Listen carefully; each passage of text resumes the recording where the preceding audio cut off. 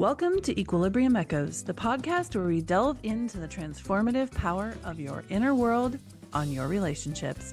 I'm your host, Alyssa Decker. Join me as we unlock the secrets of emotional equilibrium and dig deep into the tools and insights needed to foster healthier, more fulfilling relationships in ways that feel safe and authentic. Welcome back to Equilibrium Echoes. I'm your host, Alyssa Decker, and here we are in the middle of season 2. And if you have been following along, I'm sure you have the same sentiment I have, which is, wow, we have had so many amazing guests, some really great content. And I love hearing your stories about how these interviews have impacted your life, given you a new perspective, given you a new strategy, something to try or change or put into action to make your life better. That is what we're all about. And today I'm here with Gabby Hull.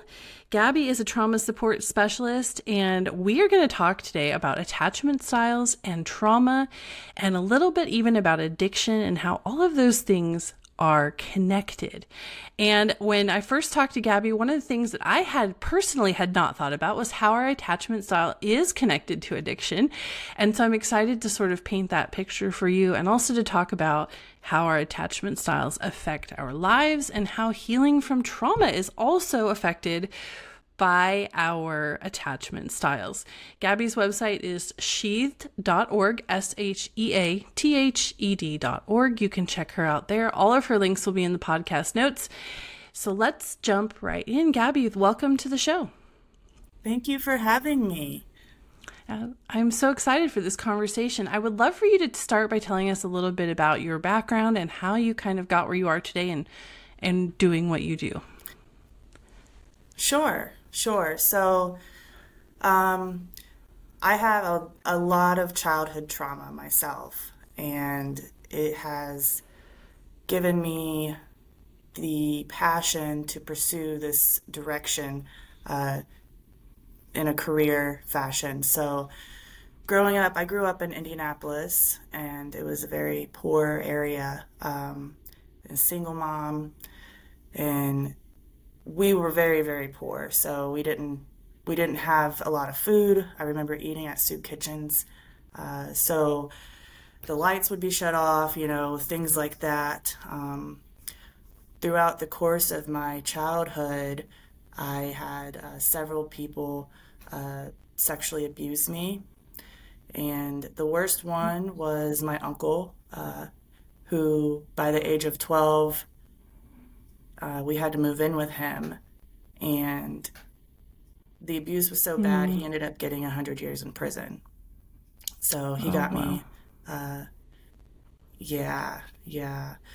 So, and during the time we lived with him, at 12, he introduced me to crack, and so I had an extreme crack addiction. That was his way of controlling me, things like that. So I went into the foster system after that, and so on and so forth. So I had pretty bad Stockholm syndrome, or trauma bonding is what they're calling it these days, where you feel like you are in love with this person, or they manipulate you to feel that way, and it's like a domestically abusive relationship. So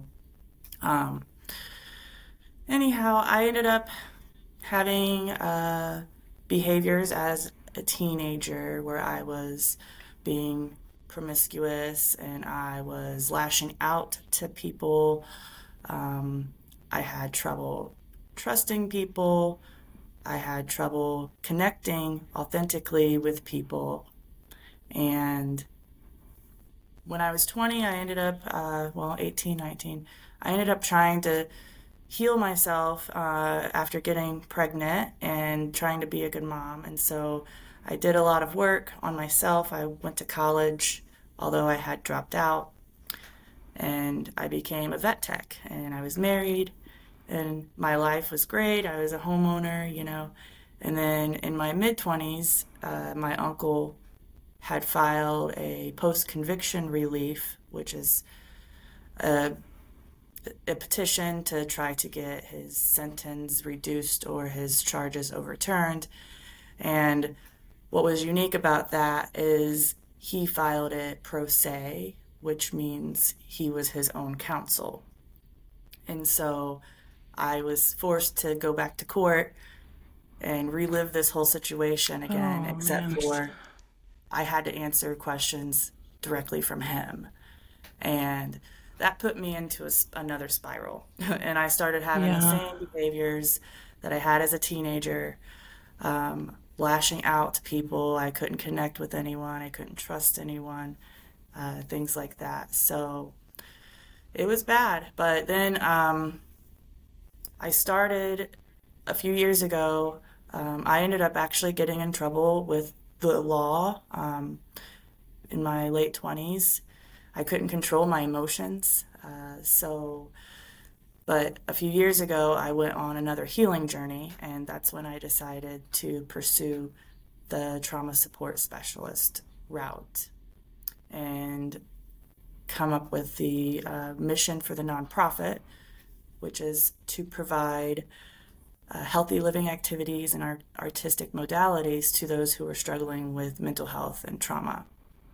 So one of the ways that I have healed over the past, or am healing over the past few years, and being a lot better than what I was, is through ballroom dancing and martial arts. And I've found that those modalities are really beneficial and helpful for me who struggles a lot with PTSD and stuff. So yeah, that's a little bit about my story. Wow. Well, how incredible that you have come from that kind of trauma to a place where you're now helping other people heal. And for anybody who's listening, who's thinking, well, just a few years ago, you were still in that. Like, how can you help other people heal? Here's what I say to that. You only have to be a few steps ahead to help someone heal. You only have to be a little more healed than they are. And none of us are ever healed completely. Like, this is a process, and we get hurt and we experience more trauma and things happen. And the best thing that we can do is learn the tools to help ourselves heal, so that when we get re-traumatized or when we get hurt again, we then heal. And I love that we know what to do then to begin to heal, rather than just sit in that and let things spiral, like you were saying has happened to you over the years. And so I love that even though you're still on your own journey, you're bringing people along with you, and you're helping give them tools and resources to continue to heal themselves as they go through their lives, not just heal from that one thing and that one experience. Therapy is great. I will never tell anyone not to go to therapy. But sometimes what I've seen happen in therapy is that we heal from this one experience, or we think we've healed from this one experience, and then something else happens and we go back to therapy because we still don't know how to do that work ourselves. And we need the resources to be able to do this work ourselves, like to spot the signs. Oh, that was really traumatizing. I need to do some work here. So I love that. Yes. Anyway, so I am not really familiar with using dance or using martial arts for trauma healing. So I'm really curious to learn more about that. But I want to stop for a second on this idea of attachment styles, because you said a couple of times while you were telling your story there that one of the things that happened as a result of the trauma you experienced was that you had difficulty really connecting with people. So talk a little bit more about that. What did that look like for you? So what I've learned in reference to attachment styles is there's 4 different types, and I have one that's called fearful avoidant. And that is a combination between an anxious attachment style and a dismissive attachment style. And that particular attachment style is, the theory behind that is that childhood trauma is what leads to this disorganized attachment style that people like myself struggle with. And so when I would lash out, or when I would go through these behaviors, these struggling to control my emotions and connecting with people, it actually had a lot to do with my attachment style, because all of my moments of weakness were in relationships. It wasn't with, the public, or it was in relationships. So yeah, there was a lot of conflict in my relationships, and I had become addicted to toxicity, more or less. But really, what it is that I had this attachment style that I have not, that I didn't identify, I didn't Mm-hmm. know, and I was also struggling with my trauma. And so you have this combination. You can't connect with people. That's the dismissive part. Or then you are anxious when you don't know where they are, or they haven't texted you for so long, or X, Y, and Z. So that's the anxious part. And I would go back and forth, and it would cause a lot of issues in my life, in my relationships. So when we're talking about attachment styles, like I think it's easy to think that some of them are better than others, right? Like we have this idea that like there's a healthy attachment style and then there's everything else needs work, right? And there's maybe levels of worseness, right? Some are less desirable than others. Is the idea with attachment styles that the one that you develop in childhood, the one you always have? Or is it that as you heal from trauma, your attachment style will change? So, like you said before, I don't know if you ever fully heal um, completely. I think it's going to be a lifelong journey of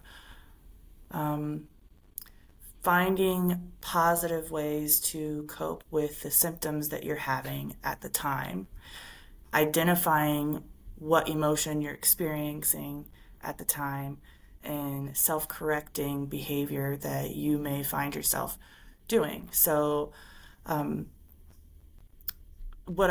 just taught a trauma jeopardy last Saturday for Recovery Cafe, and we talked about attachment styles. And so we all struggle with the same things, because people who have addiction often have trauma, and people who have trauma often have relationship struggles and things like that. So we talked about attachment styles, and one of the ways that we discussed self-correcting behavior would look like is, so let's say your boyfriend or your girlfriend or your spouse hasn't texted you, I don't know, in an hour, and they left, and you're feeling abandoned, and you're feeling, are they cheating on me? Or you have these emotions going through your head that may be rational or maybe not, but that's part of that anxious attachment style, and it's very common. So one of the ways we can self-correct that is understanding why we feel this way, and being intentional about telling ourselves this might be our attachment style, this might not be the actual reality that's happening. And then the more you practice self-correction for whatever it is, so let's say you have a dismissive style, and so your spouse or partner has a conflict that they would like to discuss, and you want to run away and not talk about it, right? That's dismissive. That's not Mm-hmm. healthy. So, and understanding, okay, I want to run away right now. I don't want to address this. That's part of my attachment style. That's not healthy. So, how can I self correct that? Okay, it's normal to discuss struggles in a relationship in a healthy way. Let's set a time to do so. And so, yeah, I think we'll probably struggle our whole lives, but the more we understand ourselves and why we have these behaviors, why we have issues connecting or trusting, and then we can begin to self correct at that point. Yeah. Yes. And so what I didn't hear you say in any of that is to put the responsibility for managing your attachment style onto the other person, right? It's never the other person's responsibility to bend over backwards to make us feel comfortable because we're dealing with trauma or an avoidant or a dismissive attachment style, right? Yeah, absolutely. It's not. And sometimes, we want to say, well, you're causing me to have these behaviors, and, maybe they have their struggles too. And if they do, then they should address those and try to help themselves. And maybe that's something you talk about as a couple. Maybe that's one of those conflicts that you want to avoid that shouldn't be avoided, you know? So Right. yeah, but it's never the other person's responsibility to help you heal. You know, if they Right. can be supportive, great, you know, fantastic, you want that. But at the end of the day, it's our own responsibility for what we do and yeah, how we heal ourselves. Yes, absolutely. So I don't want to spend a lot of time defining the attachment styles because it's such a popular thing right now. I think most people probably have some concept. If you don't, Google it and you'll get a rundown of all of the different attachment styles and 17 different quizzes you can take to find yours. Right, right. But what I think is so interesting here is this aspect of we all have an attachment style. We all probably have trauma on some level, whether that was inflicted by another person intentionally, like in a situation like yours, or whether it's just that, you know, grandma was in a car accident and died when we were kids. Like things happen that create trauma in our lives, whether it's inflicted by someone else or not. So we all have trauma on some level, and we all have an attachment style. So let's get into that connection a little bit more. Like if my attachment style tends to be more dismissive. And it wasn't always that way to the extent. Like I think I've always sort of leaned that way a little bit, partially because of my personality and my childhood, but also being in an abusive relationship for 19 years definitely like pushed me way to the extreme of that. So No conflict for you. You want no conflict.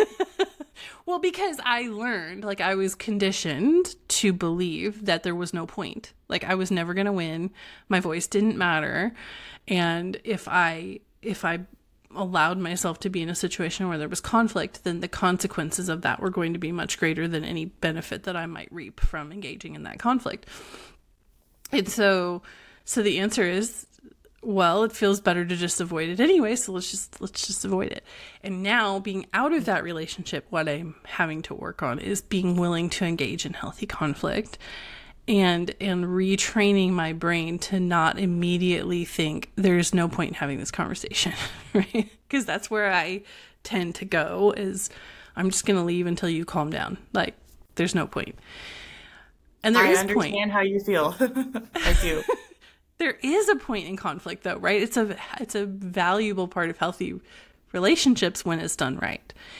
And so, anyway, so I want to talk a little bit more though about that connection between our childhood and our trauma and our attachment style, because there's a part of it that would be easy to say, oh, I'm just like this because of my childhood. I'm like this because of my trauma.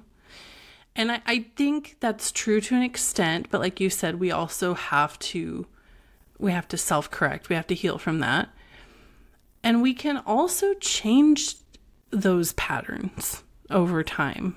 Like I have now gotten to a place where I can actually bring up a conflict with a friend or someone I'm dating or whatever and not be triggered and anxious and, you know, taking me hours to calm down again.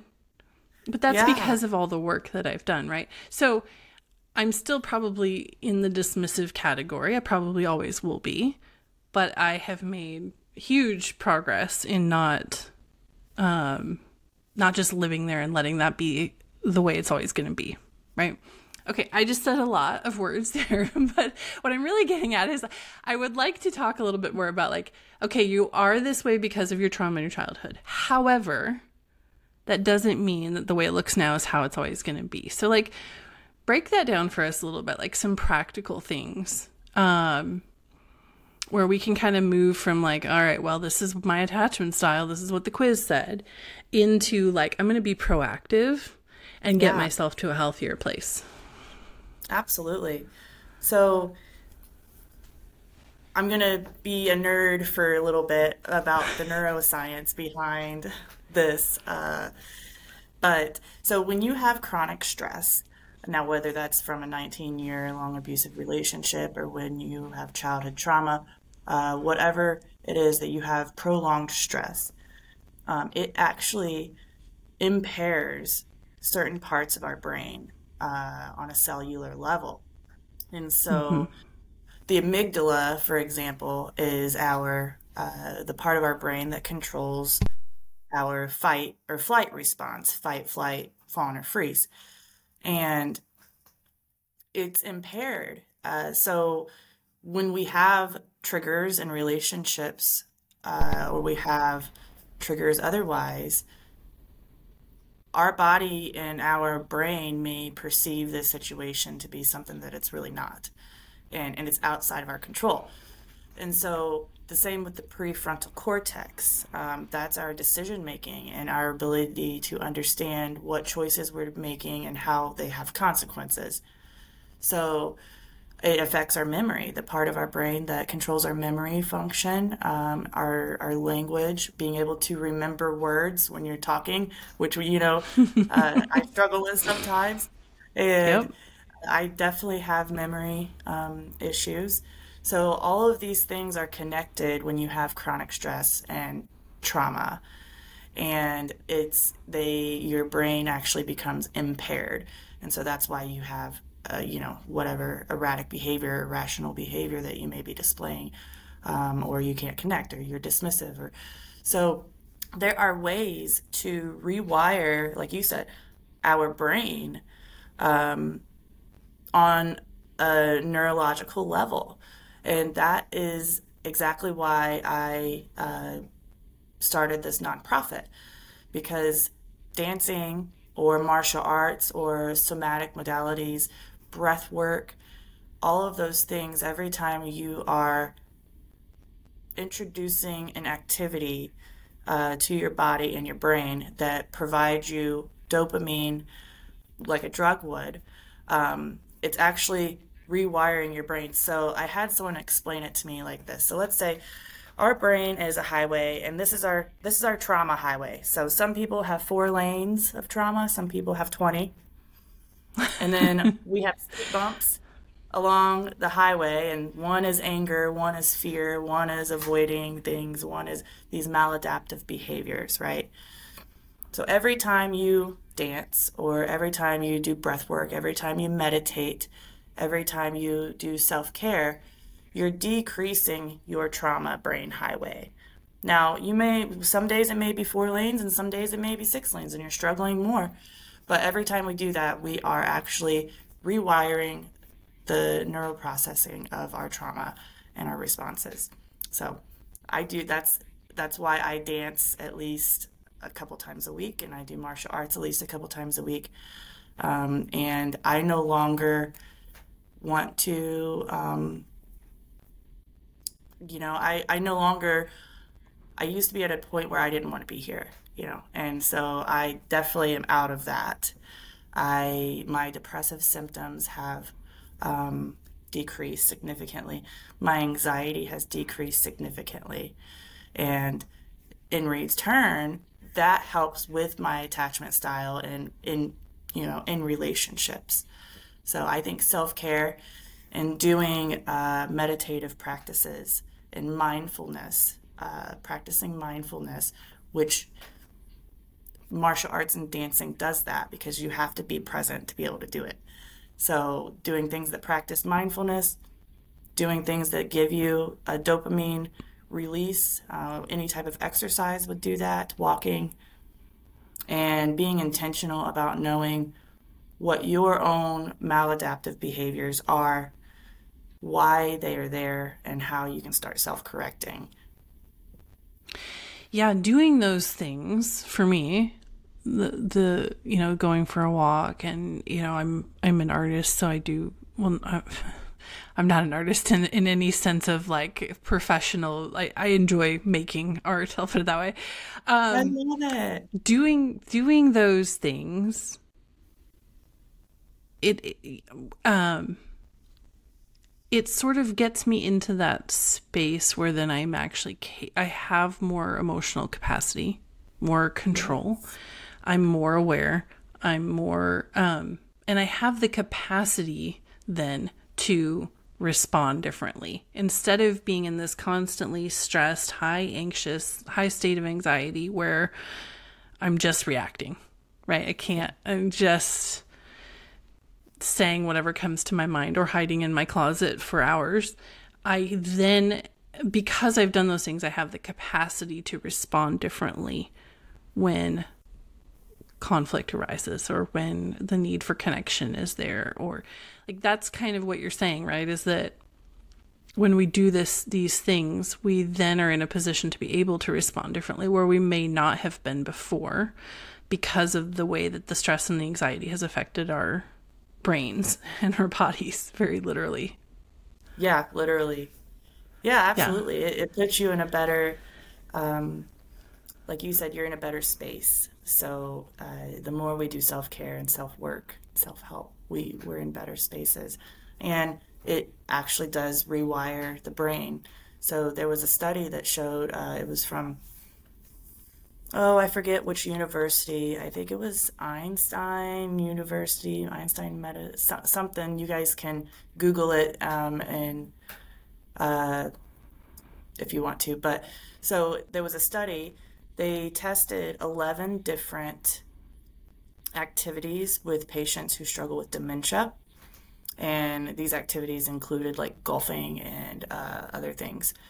And dancing was the only activity that helped with their memory function and improved their symptoms improved. So there's science behind this. There's these modalities.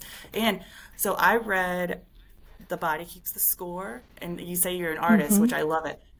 So dancing is an art. It's a form of art. Martial arts is the same concept. And so they did a study on have you heard of the book The Body Keeps the Score? Yeah, I've read it. Yeah, it's a great book. Okay, yeah. So it explains how when we are the right side of our brain, our artistic side, that helps foster healing. That book explains it all. And when I read that book, I was blown away. I was like, oh my gosh. And I had a therapist once tell me, artists are often in pain because a lot of times artists have struggles, and it's all like clicking now because we have all these ways of healing. And I believe art is definitely one of the ways that people can help heal themselves. So yeah, it's so interesting because we tend to think that talk therapy is where it's at, right? Like that's and there is value in that, but there's also so much value in these other modalities that often get overlooked. And it's fascinating to start learning how our bodies and our nervous systems and our brains all interact and how trauma affects literally every part of our being, including our physical bodies. I mean, the book, The Body Keeps the Score, the title alone, like how I know, right? I would imagine actually that this dancing and martial arts, these other modalities that you use also help release that physical trauma from your body where your body is storing trauma as well. Is that a correct assumption? Yeah, absolutely. I don't know if there's much research on that part of it yet, but I think the more we are learning about mental health, the more we're learning about the neuroscience behind it and the cellular level of stored trauma, I think that we're going to have some universities wanting to study this. I think we will. So, but it goes to our attachment styles, like you said, in relationships. There's something in one of my categories of trauma jeopardy, I had relationship poverty, because that is such a huge thing that we struggle with is relationships, and we have relationship poverty. It's true, and a lot of it has to do with our attachment styles. Well, and isn't it interesting how, going back to it all being connected, a healthy relationship is one of the most healing things that we can have. I was talking to a guest recently about shame, and he said something that really stuck with me. He said the antidote for shame is connection. And I think when you think about it in reverse, like if we're missing connection in our lives, if we're struggling to make connection because of trauma, there's probably a lot of shame underneath that's built in. And if we're not able to make those connections, it prevents us from releasing that shame. And so it's just so interconnected, and it's really fascinating how all of that works. I could talk about this all day. It is absolutely fascinating.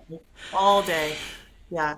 A lot of shame Yeah. and guilt. And because we struggle with our attachments, we struggle to build healthy relationships, which just becomes this cycle, you know? Mm-hmm. It's all interconnected. Yes. And we are the only ones that can break the cycle for ourselves. Like, no one else can force you out of that cycle. You have to make a decision to sort of stick your foot in the gears and stop it and do something about it. Or you can. I mean, I'm sure I have seen people who live 80, 90, 100 years and never choose to break the cycle. And I think that's one of the saddest things I've ever seen, is someone who lives their I lives know. from this place of trauma and doesn't ever break the cycle or heal. Yeah, it breaks my heart. It really does.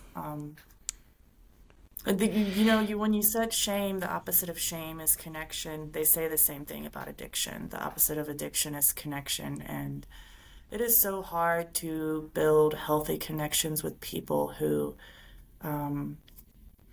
you know, will push you to grow as a person too, especially Mm-hmm. when you have childhood trauma. Like for me, the what I'm comfortable with is how I grew up, you know, and that is not a Right. good scenario.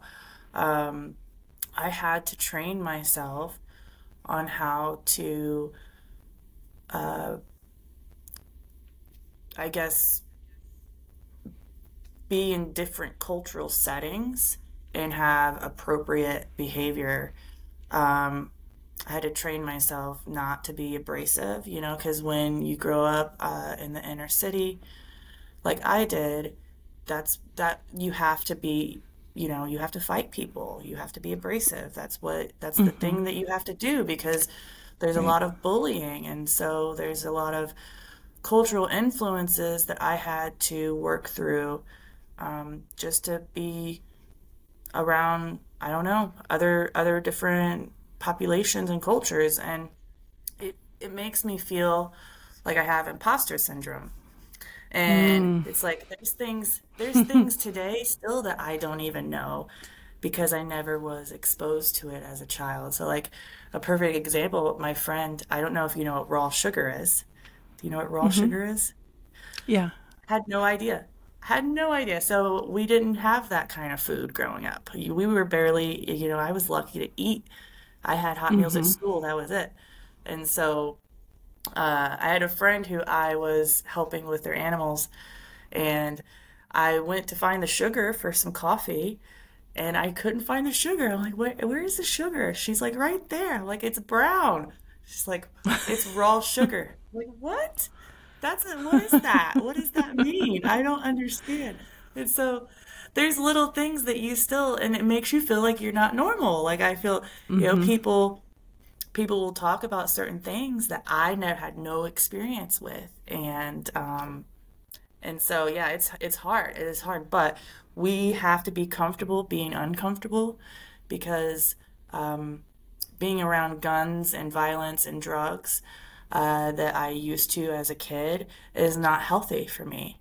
Although that's my Right. comfort zone, that's not healthy. So I intentionally expose myself to people, you know, the ballroom dance world, martial arts world, you know, and building those connections. I have a great circle in my life, and I love them so much, all of them, and they all understand that sometimes I may not know what they're talking about, but they're gonna have to explain it to me, and that's okay. But building those connections, we have to do it because it is the opposite of shame. It is the opposite of addiction. It is the opposite of you know, falling into this trauma spiral of isolation and Mm-hmm. um, not wanting to be here. So, Yes, I love that. So tell me, tell me, let's talk about the addiction aspect of this a little bit. Like how does addiction, how does trauma breed addiction? What does that look like?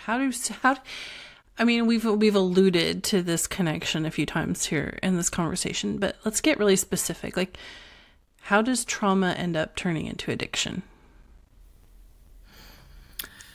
Well, I think there's probably multiple reasons. And I think the majority of the world has some form of an addiction to something, whether that's running or, whether that's ice cream or what have you.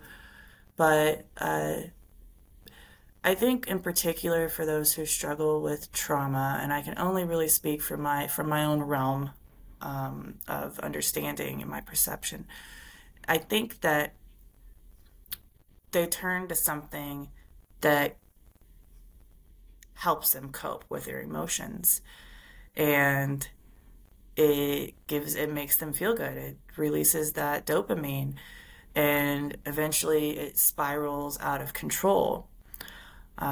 Just like that, when you're doing drugs, I I haven't done crack since I was 12, so I don't know about these other drugs out there. Unfortunately, my brother last year passed away from heroin overdose, so I do have struggle. I understand like his experience with that, but I think they turn to things to help cope and deal with the pain that they're in, their emotional Yeah. pain. So I just read last night actually that the amygdala is larger in males than it is in females. I just And saw that. Yes. isn't On that Facebook a few so? days ago. Yes. I was like, oh, that Yeah. is really fascinating because women Yeah. are And so often it the makes ones sense accused of why, being, yeah, go yeah, it ahead. makes sense why men may have a shorter fuse or what have you than women in a general context. But but it also makes sense why people who have trauma, have a shorter fuse. And so you mix the Hmm. two and you have a man with trauma, then he's in a lot of pain, a lot of pain. Yeah. So my brother was in a lot of pain, and I think that's why he turned to drugs. Yeah. Yeah. I like listening to one of my favorite podcasts to listen to is Dr. John Deloney. I don't know if you're familiar with him, but when he talks about addiction, one of the things that he says a lot is that it's time to change the conversation from how could you do that? Because that's not helpful. It's really doesn't get to the root of anything. Like how could, because we have maybe this societal thing of like, how could you let yourself get addicted? That's the wrong question. He said, and the question he says that we should be asking instead is, what happened that caused you so much pain that this was the only way your body could find to deal with it, to cope? And I I love love that that. because it comes from such a place of compassion, like understanding that nobody who is living with addiction chose that. Like nobody walked into it saying, I'm going to become an alcoholic or a drug addict or whatever. Nobody, like literally no one ever chooses willingly to go down that path. But our bodies are designed to get us through every day at any cost. And when we're dealing with such a high level of pain or trauma or stress or anxiety or whatever, probably a cocktail of all of the above, sometimes that's the way that our body finds to get us through to the next day. And like you said, before we know it, we're in this place where we're completely addicted and then what? Like then we're Yeah. all of a sudden like, what happens now? What do I do? And if we didn't have the skills to deal with the pain and the trauma to begin with, it's unlikely when we're in the middle of an addiction that we've suddenly developed those skills. And so it becomes this, again, vicious downward cycle Yeah. with trauma and addiction. So what comes first if you're dealing with trauma and you're dealing with addiction? What comes first? Does the healing come first and then the addiction can be then dealt with? Or do we break the addiction and then heal the trauma? Um, Like what does that look like in your practice? well, I think there has to be With addiction in particular, especially when you are delving into some of these dangerous drugs like heroin and uh, meth or something like that, you can't just stop. Your body will actually, you can't just stop doing it. So there has to be a place to detox, to Hmm. medically help you. And I think at that point, once you take away the substances, then you can work on healing. But it's hard. It's hard. I see so Yeah. many people relapsing all the time, and I really think connection is a big issue, big reason why they're relapsing. Um, I think people are comfortable with their circle and their lifestyle, like I said. And so when you are detoxing and you're trying to get your life together, you're not comfortable going to the other side of the world because that's not what you're used to, right? And so you have Yeah. these, what you think are connections with people who may or may not still be in that lifestyle, and you just go right back to the same patterns eventually. Hmm. So with Because it me, feels safe and comfortable yeah, and it's familiar. safe. Yep. Yeah. So even though I haven't been addicted to crack since I was 12, which is, I'm 34, so I don't know, was that 22 years? Even though Hmm. I haven't touched crack since then, I still remember exactly what it felt like and how, there would be times that I would crawl on the floor looking for pieces because I just wanted to use so much. And I would skip school and I would steal. And of course, he was, pulling the strings to get me to do those things. But so you do things.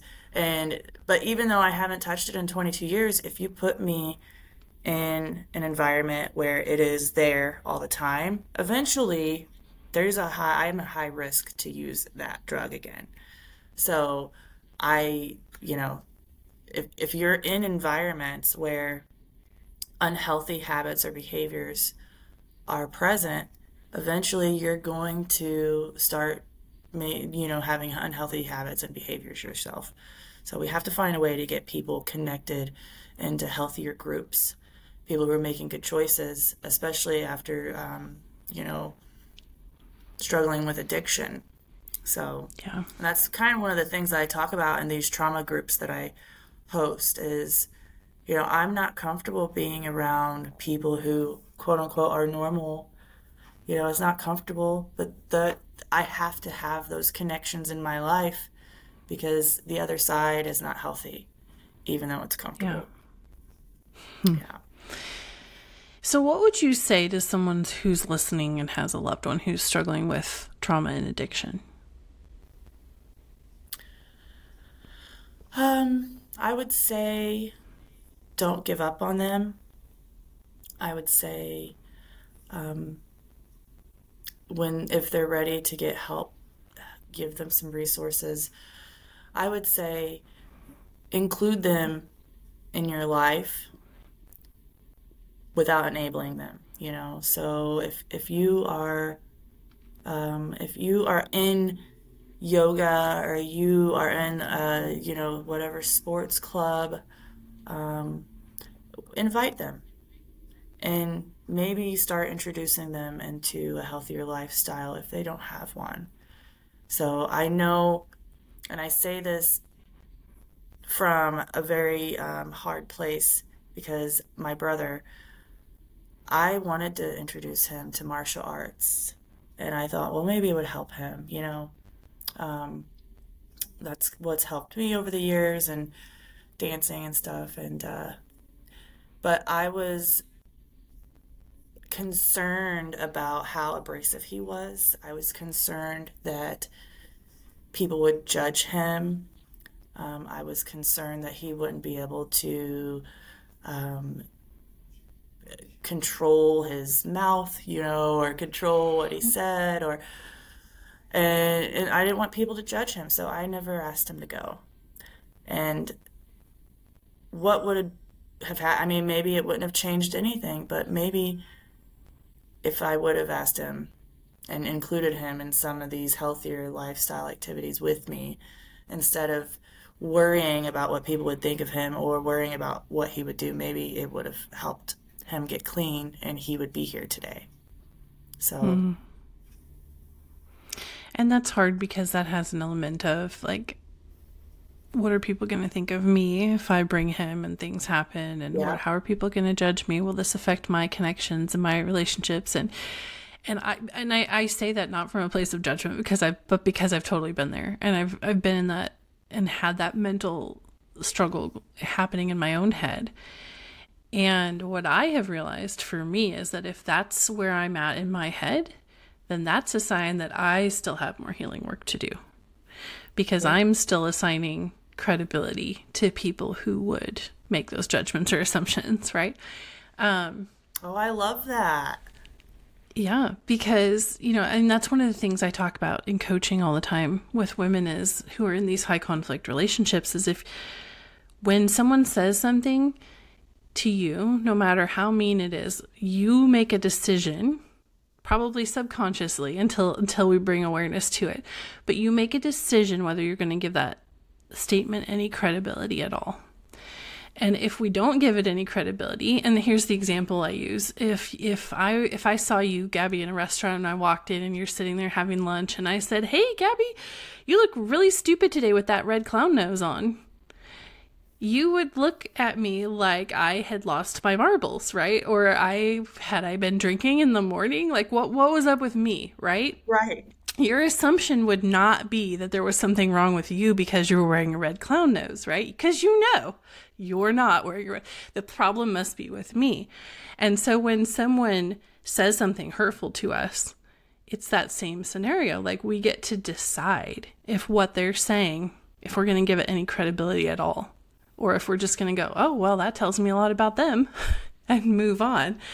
And so when we're in this place of like, we're worried about how people are going to think about us or how they're going to judge us, that goes back to what's happening inside of us. We're giving their opinions some credibility when we really don't have to do that. And, so yeah, like you were saying, like, I totally understand that, like, you're worried about what he might say or do in that scenario, but an aspect of that is being worried about how it might affect us or how it might make us look, how we might feel if someone judges them, like, and that whenever I feel those things kind of cropping up in me, I'm like, oh, I still have some work to do in me and how I'm receiving other people's opinions or accepting other people's opinions about me. So it all goes full circle. I love that. Yeah, and that was a great analogy with the red clown nose. It's so true. It is so true. Yeah. Society, I can go on and on about that too. And there is a lot of judgment in the world. And you're right. That's their own character. It's not ours. Or it's their own trauma speaking. Or their own trauma, right. Their own trauma. Yeah. And so if we begin to have that perception of the world, I think that a lot of us would be way more authentically connected with each other. So yes. And I think if we can do this work on ourselves, then we're in a much better position to be able to help other people who are struggling. Yeah. Because all of a sudden when we're not stuck in the same cycle, we can help other people get out of it. Absolutely. Absolutely. So I'm excited because the recovery group that I am hosting these classes, Waltzing Through Trauma and Trauma Jeopardy, and eventually when I have my black belt, I'll be certified to teach martial arts, and I'll be hosting some type of martial arts through trauma class too. So what is helping my grieving process with my brother last year is knowing that he was in one of these recovery homes in Fort Wayne, Indiana. And so the same place that he had a few different times actually throughout the course of his life, because he was an addict his whole life. And so although I had some some guilt and some shame about not including him, years ago in some of the things that I was doing to help him be connected with other types of people. I'm able to give back and get these people into these modalities who are struggling, because I struggle and he struggled. So it's kind of been a full circle. Love that. I love that. Yeah. Well, tell us how people can connect with you, how they can come and work with you, find you online, all the things. So the website is sheathed.org. And the reason sheathed, like a sheath of a weapon. So you put your weapon in a sheath. And I called it that because trauma and addiction sheaths our potential. And so how can you reveal your potential? And we all have potential. And so, but when we struggle with our trauma or we struggle with addictions, we can't live to the full person that we were meant to be. And so sheathed.org is the website. You can find us on Facebook too. And right now it's just small trauma support groups with an integrated artistic modality such as waltzing or eventually martial arts. And we're just going here to the local communities. So we're hosting classes in Warsaw, Indiana, and we're hosting classes in Fort Wayne, Indiana. But eventually, if I can get enough people who's willing to donate or help out as a volunteer, I can do more classes and bring it to areas like, for example, I would love to host some pop-up groups at maybe some of the motels, because I know my brother overdosed in many motel parking lots. So I know there's a lot of people there who struggle. And if we can, so I just became registered as a naloxone entity through the Department of Health. So at these groups, it's called harm reduction, but I have naloxone available, which is the reversal agent for fentanyl and heroin or opioids. And so being able to provide people with some of these resources, but also have a support group, but also have some artistic modality and skill building included, I hope that we can make some type of difference. Love that. All right. Well, thank you so much, Gabby, for being here with us and sharing your story. I think people will find this conversation hopefully helpful, but also educational. And I hope that it inspires some people to get involved when they see their loved ones really struggling, and do the work on themselves first so that they are then capable of really connecting and helping those around them that need it. So thank you so much for taking the time to be here with us today. Absolutely. Thank you for having me. It was my pleasure. Thanks so much for listening, and I hope you'll join me again next week for another episode of Equilibrium Echoes. Thanks for joining me for another episode of Equilibrium Echoes. If you would like to learn more about the podcast, visit www.coachingwithalyssa.com/podcast. And while you're there, book your free consultation and download the preview of my new book, Marriage is Hard and Other Lies I Believed. I'll see you in the next episode.